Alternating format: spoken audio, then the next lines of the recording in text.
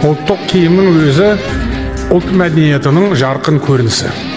Сондықтан ұл қыздарымыз ұлттық киімді тек мерекеде емес, ұдайы киіп жүрсе де жарасымды болатыны сөзсіз.